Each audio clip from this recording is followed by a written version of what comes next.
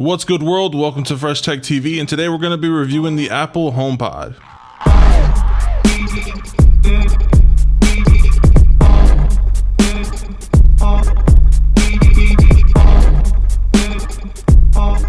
Now, I wasn't even going to review this product and bring it to the channel, but I figured it's a pretty big point of interest right now, and a lot of you guys out there may be contemplating getting it for yourselves, and I wanted to give you my thoughts and opinion on it before you decided to pull the trigger. So to give you guys the rundown on the speaker, this is Apple's entry into the smart home speaker in competition with the Google Home Max and the Alexa. The HomePod has several microphones and speakers and is equipped with Siri and is touting the best sounding speaker that you can buy for the price. So their focus with this is not so much of the AI and the voice assistants, but actually the sound quality of the speaker, which is for good reason, because as we all know, Siri isn't the greatest. So I'm going to go ahead and break this review down to 3 parts as usual: the good, the bad, and also my final verdict. Starting off with the bad, and of course first on my list is Siri. Of course you've seen other reviews out there where on the speaker you're not able to do certain things yet, such as set calendar events. And all in all, it's pretty limited as far as a voice assistant suite goes. When you're comparing them to the Google Home Max and the Alexa, they've been in the game a little bit longer, they have more skin in the game, and they have definitely worked through the kinks and evolved as time has gone on. Apple's a little late to the party. The other thing that I really don't like about the speaker is the fact that if you don't have an iPhone, you can't use this really at all. You can't set the speaker up without an Apple device.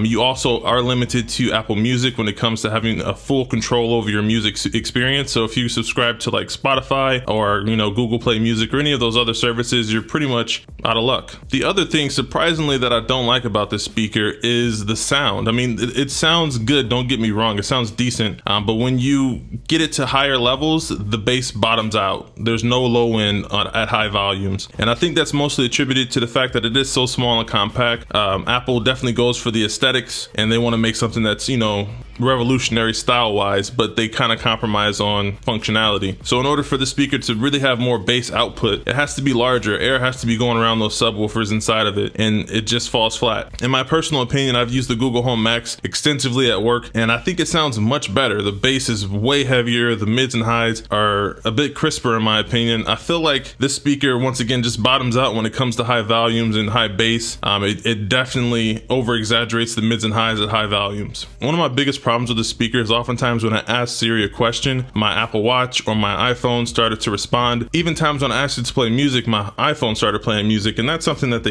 definitely have to get under control. If your HomePod is around, none of your other devices should be reacting to your voice. Hey Siri, play King. What the fuck? Play King's Dead, Black Panther soundtrack. I couldn't find King's to play on Apple Music or in your library. Hey Siri, play King's. Bruh. Okay, let's press play. Starting with the West Side Story by The Game. What? Hey Siri, stop. Come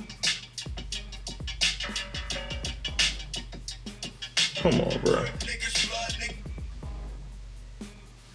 Hey Siri, play.